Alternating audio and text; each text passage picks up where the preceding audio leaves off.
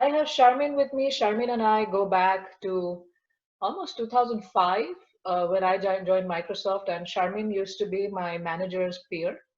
Um, and she was a tech manager, a tech lead in the testing side of things in the BizTalk team, right, Sharmin? Yeah.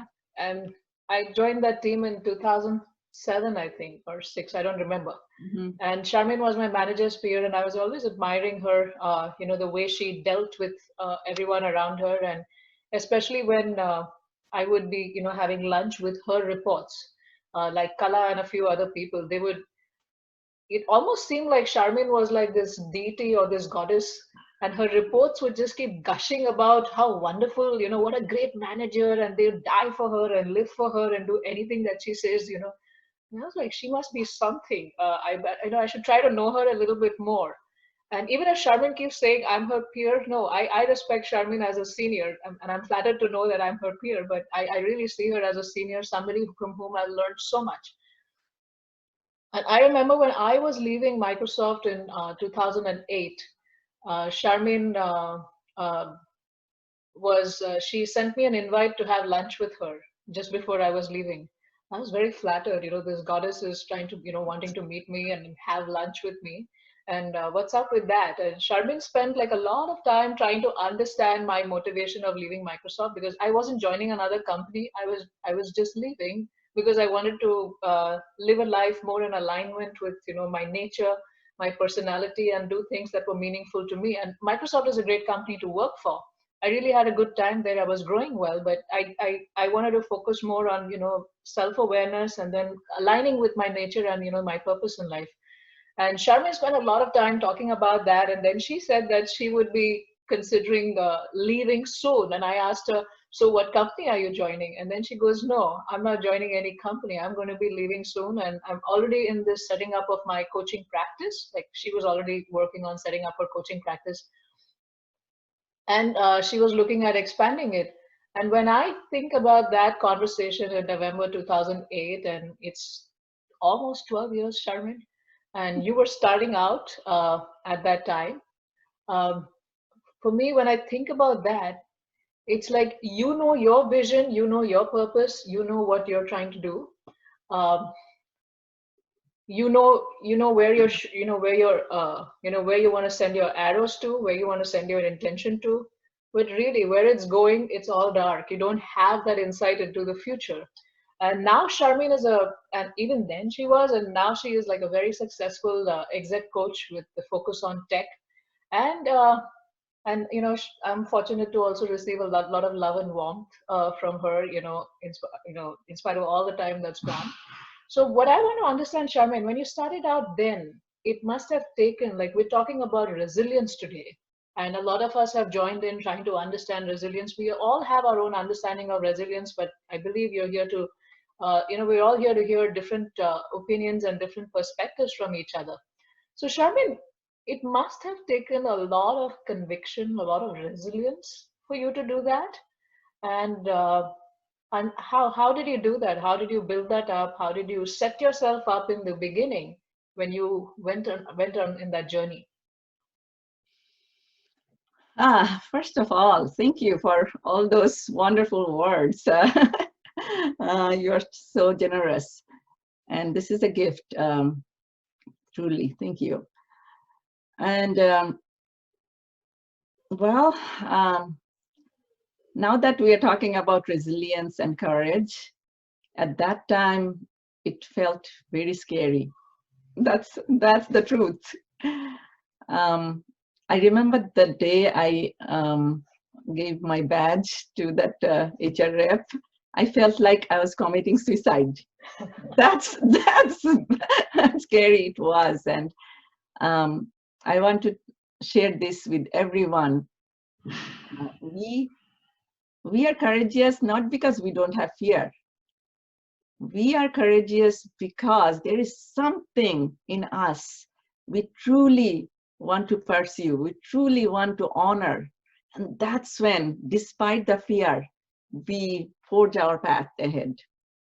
And that's what I learned in the last 12 years. Um, and just to kind of elaborate on that, First of all, no, kind of like getting a sense of there is something else I want. There is, I find joy in something that's not fully available in where I am. Noticing that is very important. I mean, like, it's the crucial first thing. So at that time, as Namita, you mentioned, that is, my reports were happy with me. I was happy with them. Like, that was the easiest thing I did.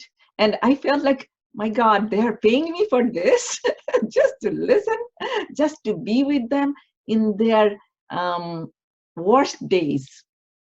uh, I remember, like, I was relatively new in management, and then one of my senior managers said, "Hey, you know, the such and such had a setback, and maybe you should talk to him." I'm like, "What are you talking about? I just spoke to him. We had lunch." And I know, he told me. So it was that natural for me. So as I paid attention, what is giving me joy, what gives me fulfillment, I I noticed that part of my job, and the other part, delivering engineering products, that I could do in my sleep, but that was not fulfilling. And somehow I knew that is, I want more from my life, and I have only one life to live. So, and you know, that fear part is that, how can you let go a six-figure income when you grew up in a middle-class family where your mom is always scrambling through budget end of the month? Uh, so that part was the hardest, and I started looking for answers. And in one seminar, Microsoft Women's Conference, if you remember, well, there was one person said, you know, when you have a way to pay your bills, consider yourself rich enough to pursue what you want. And I'm like, huh, there is a clue. So I spoke with my husband, of course, and I'm so blessed that he was, and he has been with me all the time.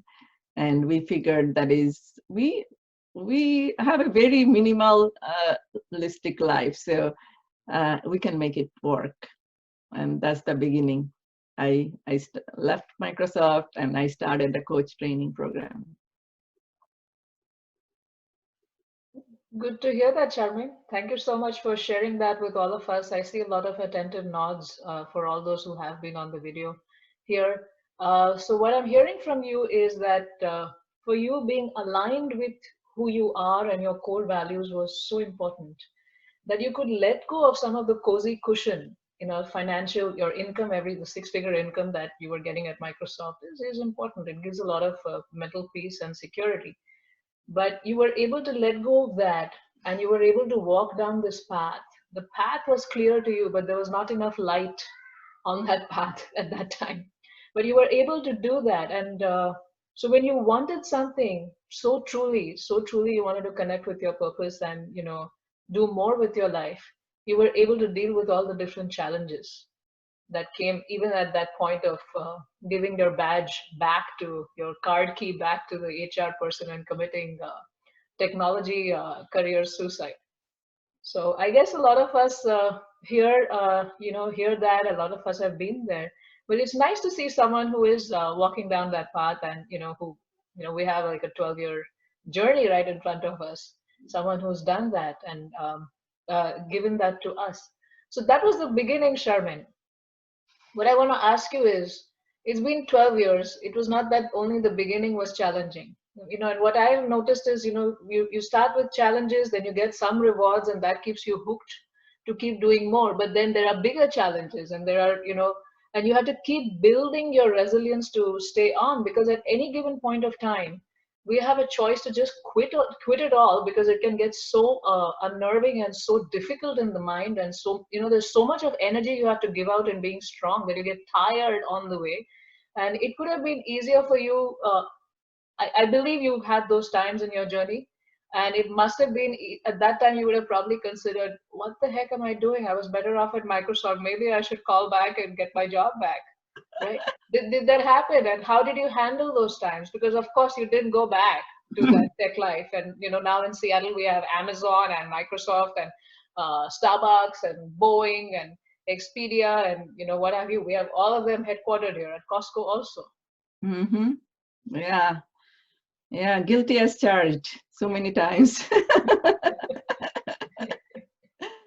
Yeah. You're right. It's not a once and done thing. It's just like you take the first step, and doesn't mean the 10th step or the 12th step will be taken care of like that. Um, and that's important for us. Like when we are thinking of doing something big, hairy, audacious, it's important to pay attention. That is, all I have to think is like, what's the first baby step? Um, and not like be in a analysis paralysis mode. That is, what will happen 5 years from now or 10 years from now. I mean, there is a fine balance between being responsible and being overly analytical about it. Um, as I these days I practice EQ, emotional intelligence, with my clients. And here is something: we have thoughts, we have feelings, and we have that action-oriented part of us, like, let's do something, like, what's the next action, right? So all three are important for us to ponder when we are starting something that's significant for us. And very often we rely only on the head, like thinking, like crunching numbers, like, oh, what exactly will happen? And you know what? It's like when you have three advisors, if you just rely on one, you get only one kind of advice. So just to kind of like give you a sense of what I have been using, and that, as you said, resilience, that's kind of like you need to cultivate. This is nurturing. This is like you have a plant, you have to water this plant regularly. You have to put right kind of soil on it. So that is what worked for me. So as I have been thinking about it, especially during this COVID time, I started noticing that some people are better with this compared to others. And one thing I'm using, like both COVID time and my journey, is that one thing came up is that looking at me as a data point. I came to the US for my grad school from Bangladesh. And that was like one big scary thing I did. Almost nobody in my family thought this is something I should do. And I did it anyway. With I sometimes joke, like, I had two suitcases, one with my like very modest kind of clothes, and one with the books, old books. And if I could be here today, that's what I was telling myself. I could be here today from those two suitcases. I can do something else. So that trusting my own capabilities based on data, that is one big thing that kept me going. And another thing is staying true to myself. Even, of course, I'm not building a big six-figure business right now, but what is that I'm doing every moment? That I kept myself accountable for that. And at one point, I woke up and I was like, what am I looking forward to today? And that day, I caught myself, I'm not looking forward to anything exciting. And then why did I leave my job? So I coached myself. No, this is not why I left Microsoft. I had something that was attracting me, and that day I promised myself, be the change I want to see in this world. Gandhi, as you know. So be the Gandhi was my motto. It was 2016, around Aprilish, when I I had this insight, and I promised myself, today I'm going out. There was a meeting that I was supposed to go. I was like, I'm going to look for connections, opportunities, invitations, and I'm going to say yes to those, no matter how small, how insignificant those are. And this is kind of like I don't know how to say it in a like a realistic way. This sounds magic. I'm going to be the change, and be the change is like, look for something that you feel attracted to. And that day I started volunteering for ICF, International Coach Federation. uh, that is the body that is the science and art of coaching. So there was a woman, she says, there is a project going on and we're looking for volunteers. I said, I mean, I didn't know what it is, but I promised myself I'm going to say yes.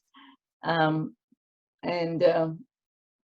very interesting outcome. Few months down the road, the president said, do you want to join the board?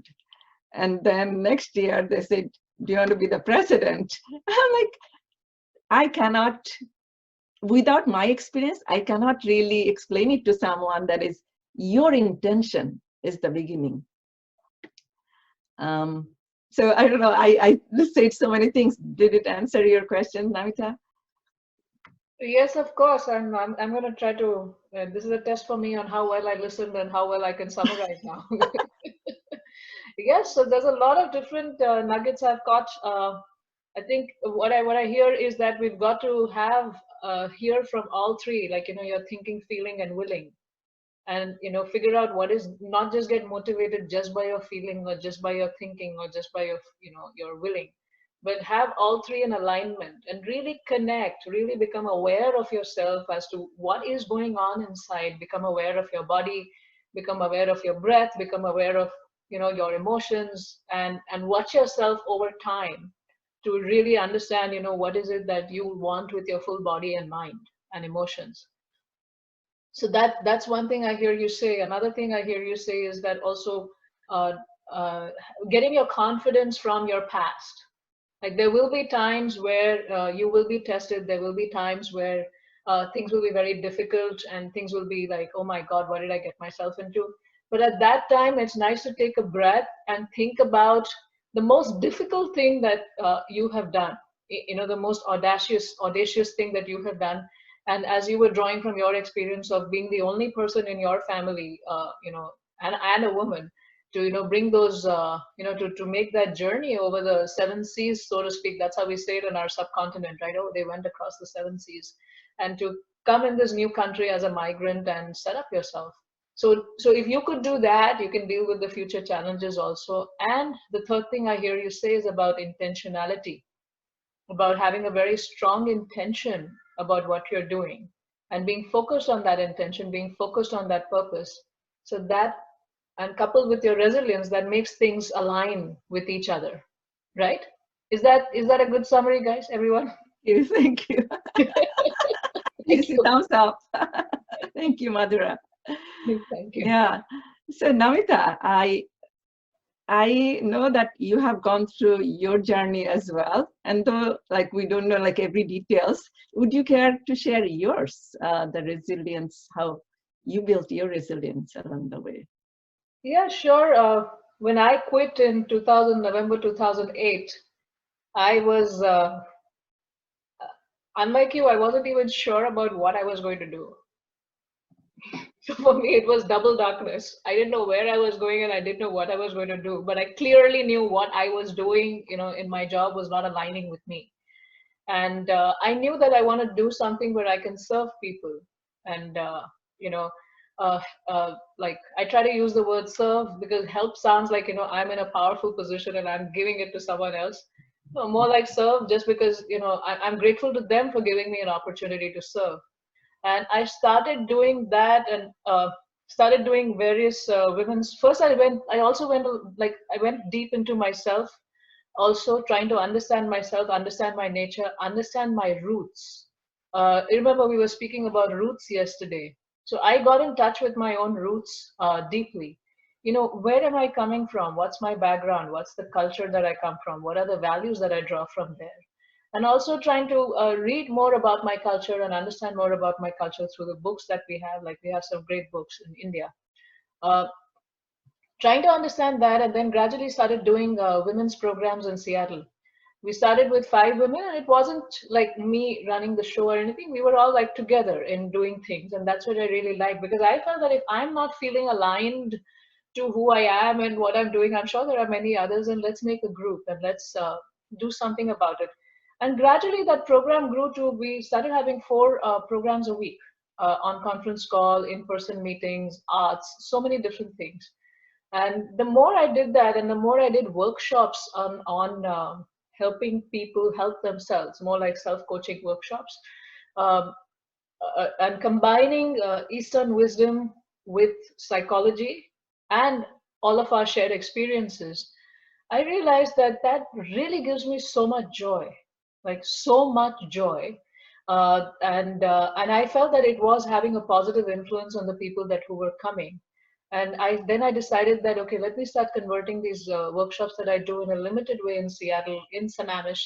Let me just branch out. So uh, well, I always have like this big butterfly in my stomach whenever I'm trying to do something new. And it's hard. But gradually I started stepping out and, traveling to different places in India, in Europe, and in the US, and started doing these workshops. And what really helped me, like around 2014, 2016, I did go through a resilience challenge also. Uh, so my initial journey was, okay, this is, I have to connect with my purpose and let me go forward. But in 2014 and 16, around that time, those 2 years, I realized I was running out of steam. And I didn't have enough energy in myself to keep pushing. Mm. I could really feel I was down and out. I was low.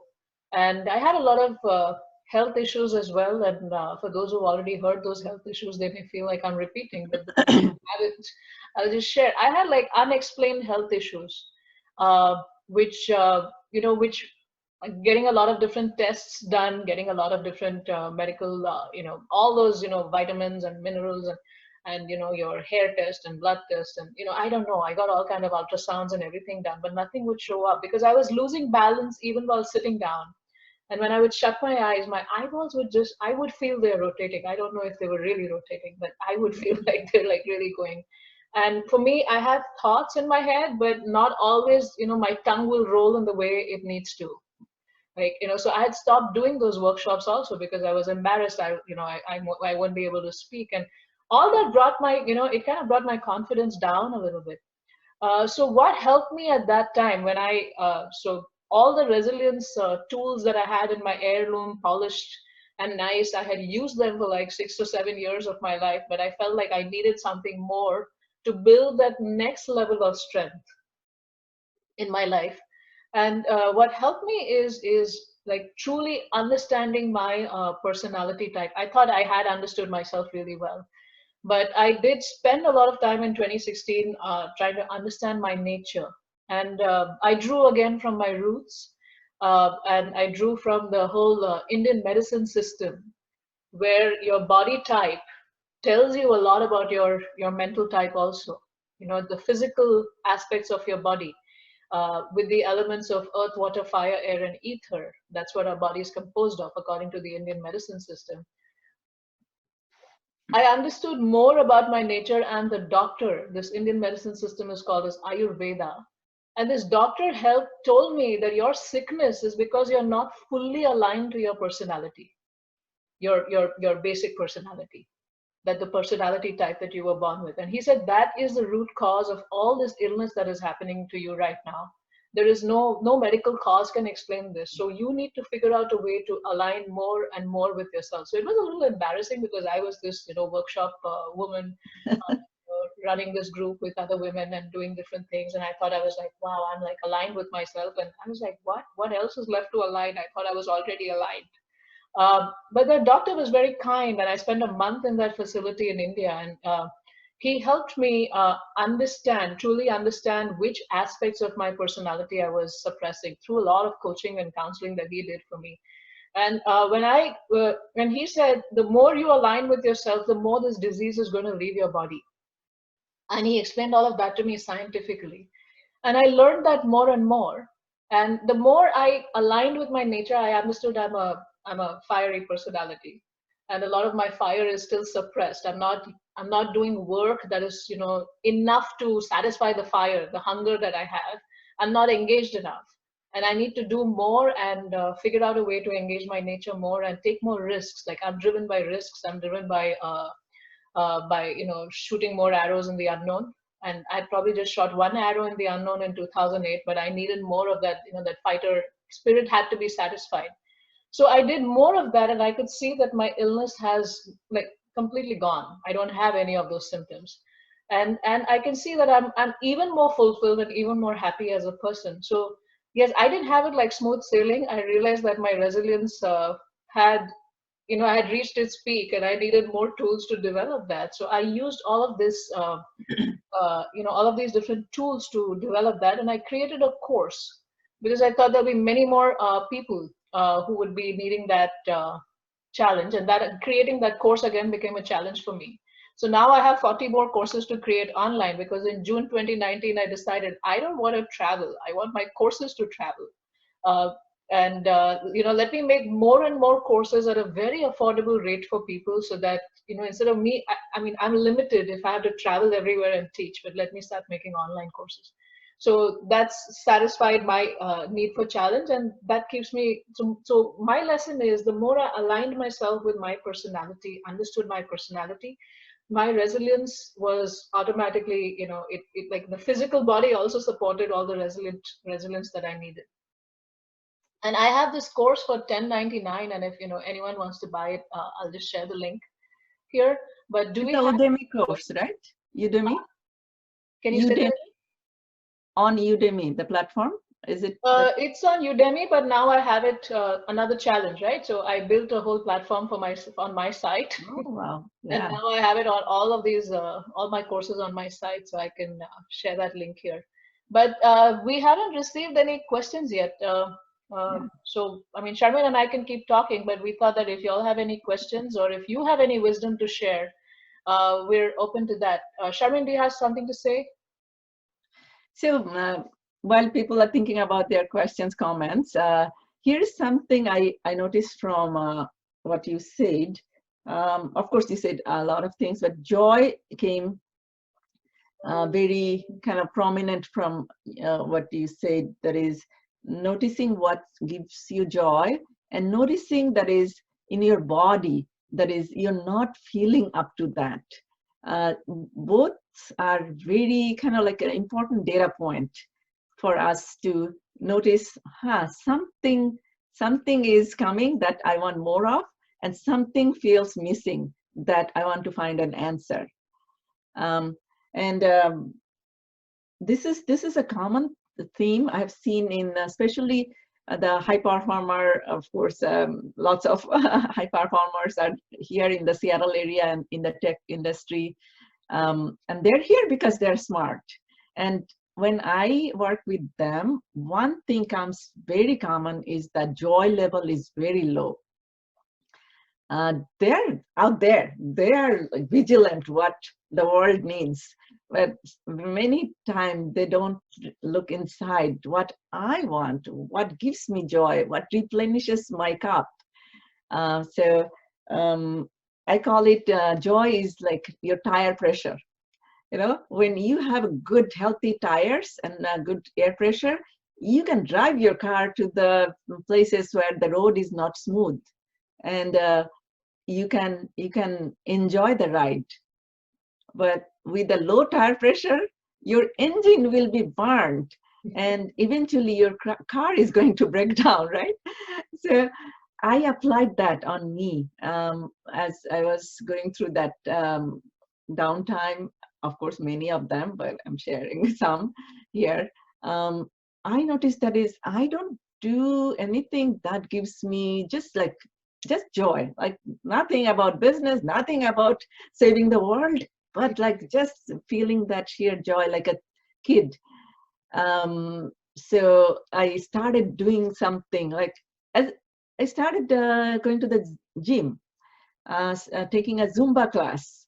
And these days, I'm so big fan of those that sometimes if there is like we had a dishwasher guy coming to our house, and I told my husband, can you stay home because I don't want to miss my Zumba class. So these kind of things are actually keeping me going, even the lowest days. Um, and since the home quarantine started, I am doing something on YouTube because they have like lots of exercise classes, and I'm following those and giving me some movement that I cannot do without. So is it like one thing is joy, but the second thing is to also have uh, a routine that gives you joy. So no matter what ups and downs happen, the routine keeps you sane as you deal with those ups and downs, and as long as the routine is giving you joy uh, every Yeah, single day. yeah. Yeah, and It's like I these are remember you your also go-to said, places when you are not feeling like doing something big, whatever intellectual. It's like, "Ah, I want to just cuddle myself, do something that gives me joy." I see a question. I feel it's from Sharmin Sharia.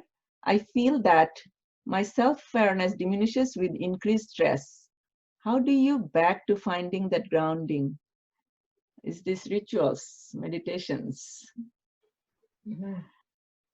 Huh, tell me about that. Is it okay? I share something Sure, on. sure, go ahead. Yeah. So I recently wrote about this. Um, it was published last month. How small acts of self-care can go a long way. This is, I was talking to a client recently, and we have been working for about 6 months now, and she was working on her confidence, and she was sharing like how she showed up at her work during a difficult conversation, and she really was able to show up as confident and made some difference. And she was talking like that, and I noticed like, why your energy seems so low? As you should be happy. Like I should be able to see that beyond your words. And as I pointed that out, um, she agreed that this is a low energy time for her. Like she's at home, she's with the family, she's managing work. I mean, this is the recipe for burnout almost. Um, so that gave her insight that she is not doing anything for herself. As Sharmin, you're saying, that stress time, first of all, she was not even noticing that she is carrying so much. It's like you can carry 5 megatons, now you're carrying 50. So notice she, as I asked, I said, like, your words making sense, but your energy is not getting along with that. That that gave her the nudge. And now she takes 30 minutes of me time. She goes out in the trails. She does a run or whatever she wants to do. And the next week she said, Charmin, I'm so happy, so productive, and I'm more present with my family and with my work. Hopefully that gives you some food for thought, Charmin. Yeah. Can I add something Yeah, please. to the Charmin's? So, as Sharmin said, one thing is having that regular daily me time. But what also helps, and that's something I do myself, and I also share with my clients, is to learning how to catch themselves in that moment, right? Um, like recognizing that I am in an emotional, I am not, I'm not very balanced right now, and I need to do something to take care of myself. So self-care as a regulated practice every single day, but also learning how to catch yourself at that time and self-care in that moment. Because Yeah, that moment we could go like really down in that spiral. But okay, recognizing what are the physical symptoms. And initially, it's always going to be hindsight. Oh, at the end of the day, you're going to think that, oh, yeah, I wasn't feeling really good at that time. Now, what I want you to do is also recognize what was happening in my body.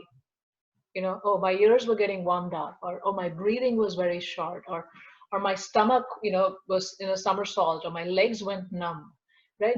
Learning how to catch those signs, right?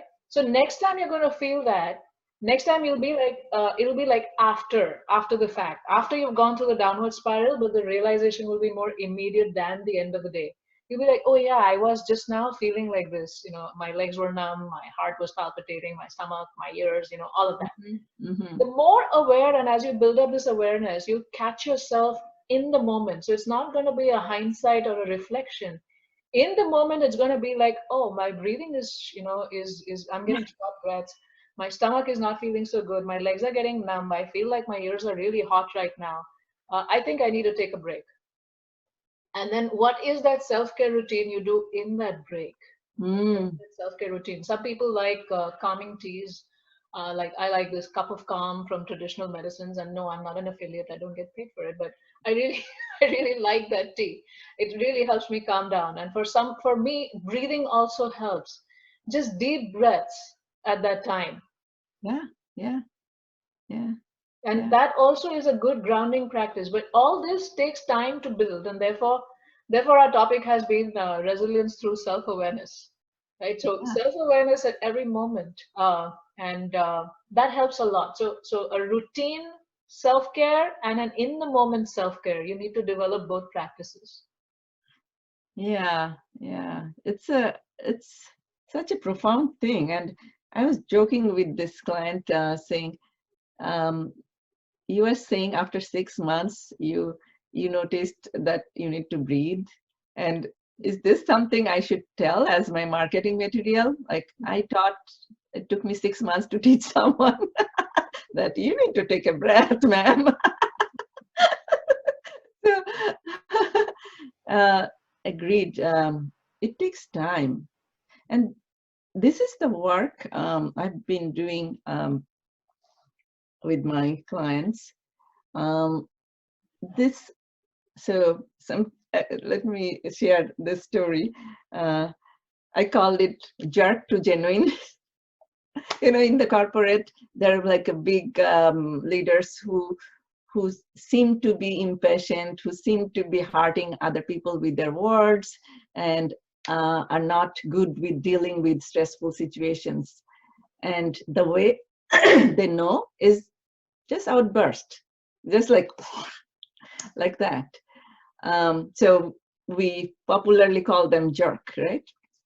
Which is not my favorite word because I haven't met anyone who genuinely wants to be a jerk. So I use quote unquote here. Um, so this gentleman, he was interviewing three coaches, and all two are like big, accomplished, and big name coaches. So I got the interview, and I was like super happy about, okay, this is 1 hour I'm going to have, and that's it. I take it as I get it. And I listened, and I started noticing that he he is he is someone who is wanting to connect, wanting that generative way of showing up, not a jerk way. Um, and as I kind of like said, how are you breathing right now? And he caught himself. He was not really like, doing the full breathing. He was in a shallow breathing at that time. So he took the moment and just took like few seconds of breathing. And I noticed that his voice calmed at that time. Mm-hmm. And my invitation to him was, so as you get that emotion, heightened emotion in those meetings, in those conversations, could you just remind yourself just to take that breathe, one breath? Mm-hmm. So this was his homework. And as you can imagine, he ended up hiring me. But we worked for 9 months. But within 3-4 months, his manager was telling, I can see that difference in you.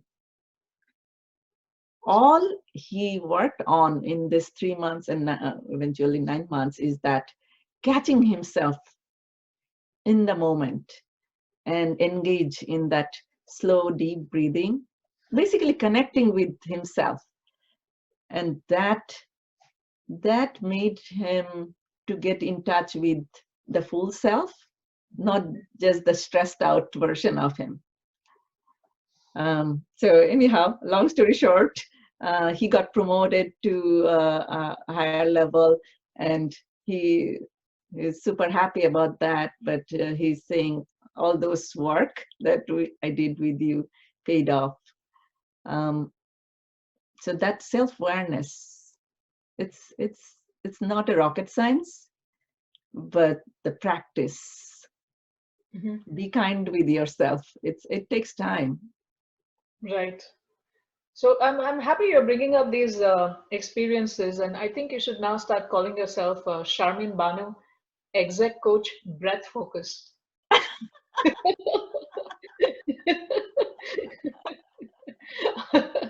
Okay, I just meant it as a joke. Important to focus on your breath. Can I add something funny to that?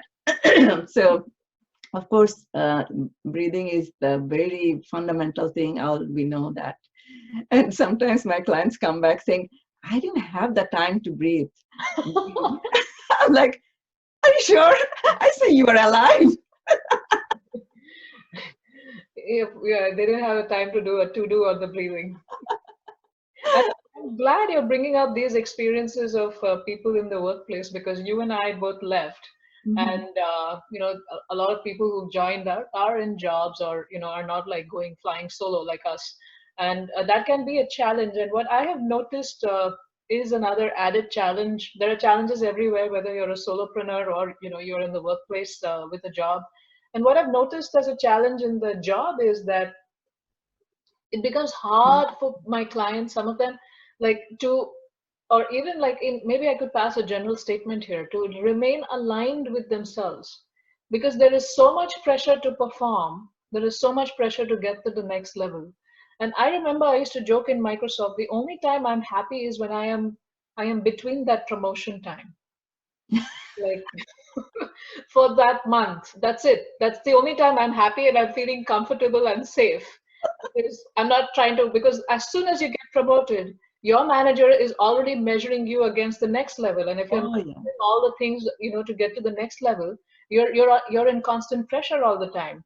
And that's a very important reality that people in jobs deal with, where they're constantly under pressure to deal, with to get through all the loops of the organization standards, the HR standards, the manager standards, that they kind of get very disconnected from themselves. And there's so much pressure to perform, so much pressure in every meeting. Like, I had one client who would be sleeping with her teeth and hands clenched, and she would tell me that, I don't know why I wake up so tired every morning with ache all over my body. And she said, then now I started realizing that, I have everything clenched, my jaw pains and everything pains. And she was this ball of anxiety, and at the age of 30, and she kept wondering that, what's wrong with me, and what happened to me and all. And I said, hey, this is, all of these different forces are acting on you, and you'll have to choose how much you can, you have to choose your path here. Like, okay, what are you trying to do? And I've seen a lot of people in Microsoft and Amazon also, uh, who choose to be in a certain way at a certain performance level, and they're happy with it, and they find a job that is more aligned to their nature, and they work in that space, because for them being connected is very important. Some people are able to cope with that. So finding your capacity is also very important. So as we're trying to build resilience here, I don't want the rubber band to break, right? Like, okay, I need to be more resilient, so let me get to the next level, let me get to the next level, and let me get to the next level of resilience here. No, let's keep it organic. Let's keep it gradual, and let's do it with a lot of self-compassion and self-awareness. That this is where I am at right now. This is what I can do at work, and this is what I can do at home. So, okay, I can build my resilience muscles up to that, and then that. Let's make our own goals and try to get there. So, with this lady client, we made that plan, and we med that plan for her, that okay, this is all that your job demands right now. What are the three things you're going to pick and focus on? And what happens is that there are 20 things that are being demanded out of you, and you're all over the place. And I said, you're not expected to do all 20 at a time. These are the 20 things expected out of you as a software engineer at this level. So let's pick three and let's perfect those, and let's keep others in progress. You can be, what I like to tell people is, you can be 100% in only a few things in your life at any given time. And then you have to decide, oh, I'm okay being a 30% in this area of my life, and I'm okay being a 50% in this area of my life. So if I have too much pressure at work, I'm going to be 100% over there. But if my house is a mess, I'm okay with 30% cleanliness levels for now, right? I can't keep coming back home and telling myself that, oh my God, my house is a mess, I'm such a failure. No, it's okay. I can't be 100% everywhere. So part of building your resilience also includes that. Yeah, agreed. And I'm seeing there are three questions here. Okay. Let's see. So Aisha said, um, I remember how much joy and laughter we need. We get so serious while aging. How do you keep on with your higher purpose when things do not go as you have dreamed? Welcome to the real world. um, then Deepika said, we are so tangled up in our routines that though we always try to be aware, we sometimes lose control of self-awareness. Any suggestions on how to be self-aware throughout the day? Okay. Um, and then Divya said, something urgent came up. Oh, okay, good. You'll see the recording, Divya. Okay. So, Namita, how do you want to answer this? Which one do you want me to do? So I just said, how do we keep on with your higher purpose when things do not go as you have dreamt? As yesterday when Sharmin and I were speaking, Sharmin said something very interesting yesterday. She said that so there is things not going on as we dream them to be is a feature of the life product that we're buying. So like when we buy something off Amazon and we look at product features, one of the product features of us taking birth in this world and signing up to buy that life product that we are all signed up to for the rest of our life is the feature is things will not go as planned. That's not a bug. That's what she said. That's not a mistake in the product. That's not something that wasn't planned right. That's a feature, and it's a feature that we all have to deal with. We all have dreams and aspirations about how things must be, that they don't happen the way we want to be, and how can we still stay connected to our higher purpose and spirituality and self-awareness. In terms of spirituality, we want to keep growing higher in our connection with ourselves and in our connection with our source, the divine source that we all are coming from. But what happens is that when things don't go the way they are planned, we tend to lose our divine connection with our source, our spiritual connection with ourselves. And we get very overwhelmed with what's happening, with the feature, the bug feature, or whatever you want to call it, with things not going the way we plan them to be. And that can get very emotionally exhausting, physically exhausting. It takes a lot of our time and energy to bring things back, to fix things back, etc. And at that time, we are emotionally overwhelmed. But what I like to believe, and what I tell my clients, and what I also teach through my online courses, is have faith in yourself. You may have momentarily lost that spiritual connection because you're busy fixing something. And just have faith in yourself that once I fix it back, I will be back at the same spiritual level I used to be. Am I making sense? It's like I've just put this on a pause right now, right? And just because I'm emotionally overwhelmed and so taken by the situation I am involved in, it doesn't make me a less spiritual person, or it's not made me a bad person, or it's not that I'm an imbalanced person. No, I am a balanced person. I am spiritual and I am advancing on that path. But right now I'm focused on this and this has taken my attention. That's one thing I like to do. The second thing I like to do is to also uh, I think pivot is a huge word, pivot, and especially with the COVID-19 crisis, we are seeing a lot of articles, a lot of videos, a lot of LinkedIn posts with the word pivot or pivot. I don't know how English is not my native, I'm not a Pivot, native. yeah. So is it pivot or pivot? Pivot. Okay, it's pivot. So when things don't go as we dreamt them to be, we also need to pivot a little bit. We need to understand that, hey, this is not going as I dreamed. So okay, what can I do right now? How do I need to change my goals, or do I need to restructure my goals a little bit? Because reality is hitting in here. So I need to pivot. I need to figure out. So now with COVID-19, a lot of people are going to do their 5-year business plans again. Uh, we don't even know what's going to happen in the next 5 days. How things are going to open up, not open up, whether schools are going to open, not open, when are they going to open, is it going to be safe to fly again?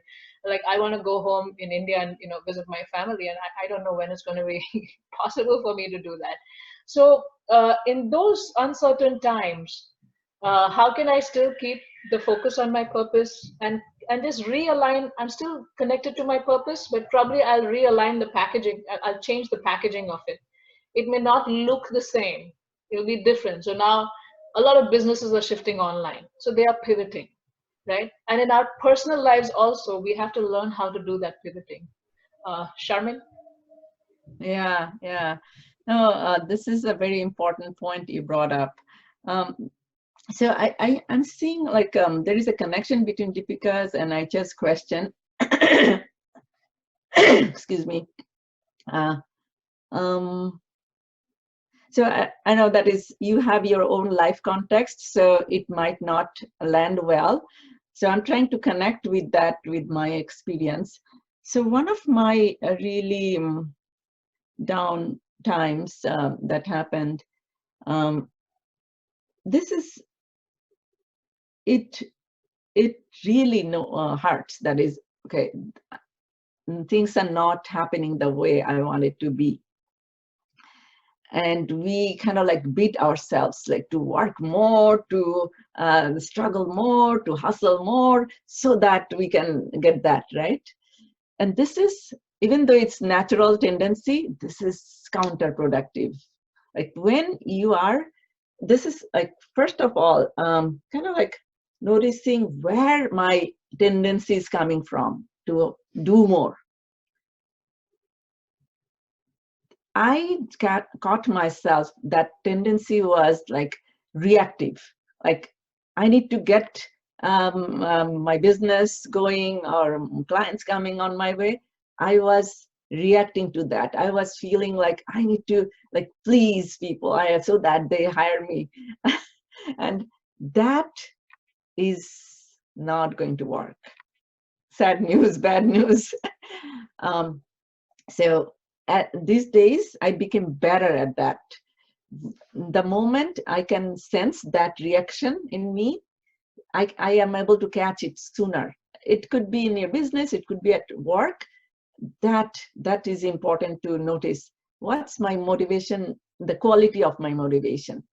So anything that's in that reactive, um, just stop right there. Get yourself out of this computer, do something, so antidote, do something that's antidote to it. So ours are more thinking focused, right? So get away from your head, do something physical. For me, it's taking a shower, as simple as that. Just going out, walk in the nature. And I live in a beautiful city, so there is so much to in the nature. So anything and everything that's opposite of thinking, go there. Thinking on top of thinking is not going to help. That's one thing I learned in my life. Um, so give yourself that break. Sleeping, napping, all counts. Nothing you have to do like, oh, meditation or journaling. If it works for you, do it. But do something stupid simple. That's my way of breaking that pattern. All it is about breaking that thinking spiral. And then if you can break, you'll come up with something. Trust yourself. Sleeping is the best medicine I found. I don't know if that answer any of your questions, Deepika or Aicha. Let's see, 2 comments came. Aicha, thank you. I will work on detachment. Yes, thank you. And oh, Madhura, you said thank you while working on. Yes, yes. Uh, yeah. Learn with who they are. It is deeper feeling or intuition. Huh. Namita? I think Sharmin touched that in the beginning when we talked about her journey, and uh, it's one thing is to learn, like, say, if like, I remember when I used to walk into Microsoft and I used to think that, wow, this is like the world's top software company, and I'm entering into this, but why do I feel like, there's this burden, like, as soon as I would step in and, like, do my card key and enter my, my building, and I feel like there's this huge burden on me, so to know, like, to Madhura's question is, how do you know your nature, or what, like, she's saying, how do you get to know yourself, align with who you are, right? So just sensing and being aware of a lot of these different things that happen to us, right? And your body and your emotions are giving you signals way before things come, as a thought awareness, in language in your mind. And learning how to connect with those signals, like I was doing something that I didn't realize how unhappy I was with it until I learned how to, recognize my physical signals. So connecting with those physical signals, understanding them also helps, and also trying out different things. That's one more thing you can do, Madhura, is to, like, try out many different things, because when you try out these different things, you realize what is really giving you a lot of joy, and and then try to do more of that. So it is a lot by trial and error that you're going to learn about yourself. And I mean, I don't want to sound like I'm marketing this, but I, this course is really designed to help you understand your personality, and also to help you balance yourself, so you can take advantage of this course. So connecting with the physicality of what you're feeling will give you a lot of signals, and also going back into your past, like, what were the things that gave me joy, what were the dreams and aspirations I had in the past, because there was no dream or aspiration that came to you without any meaning. It was somewhere connected to who you wanted to be, and who you think you want to be, and who you can be. So Mhm. connecting with that past also helps. Sharmin? Yeah, exactly. Data. I call it, you look back and you bring the stories, and we collect the data from the stories. And it gives you something to kind of like have a starting point. You see a trend. You see, these are the kind of things that gives me meaning. These are the kind of people that gives me joy. So what's going on? That's what started for me when I took the leap from my tech profession. And intuition also, as you rightly said, Madhura, intuition is also something that we don't connect with that much because we're so busy. But and there's so much noise in the head. But when you clear your head by either going for walks or taking a calming bath, or breath, just doing the breath work, your inner voice, intuition, is going to surface up. It's just that there's so much noise that we don't hear it. But depending on your intuition and trying things out is also important. But yeah, like, and then I know, and I think we don't need to talk about measured risks here, because you may feel you like something, but then you may not be happy doing it. So it's better to try out different things before you, like, Yeah, really take them. yeah, exactly. Try out as a side hustle, as a as a project. You don't have to like jump from the cliff when you don't know how to swim. So try in a kiddie pool. Okay. Any more? Thank you. Yeah. Okay. Dr. Kavita, I know it's 2 past the hour, 2 minutes past the hour. So Dr. Kavita said, lingering feeling, yeah, emptiness. Oh, she gave it to me privately. Despite having a so-called fulfilled life. Yeah, tell me about that. My lifelong dream was to work for Microsoft. At that time, Microsoft was the big thing. Amazon didn't exist, Google didn't exist. And I'm so grateful actually from my time at Microsoft. So there is nothing like uh, bad about that training. It made me who I am today. But even this is owning. Microsoft taught me own your own career and owning that, okay, I got what I wanted, what I needed. Now there is something more I am craving. So it's up to me. And I'm so fortunate that so many people there supported my journey. And of course, I'm so glad Namita and I are doing this here today. And that says something about, life. Life is much bigger than one job, one promotion. Um, I hope all of you can get a taste of it. And I know that you all have that story of resilience in you. Feel free to connect with us. I gave the links there. Yes, And I'll just I love to. show. I have a screen share, so I'll just show that also.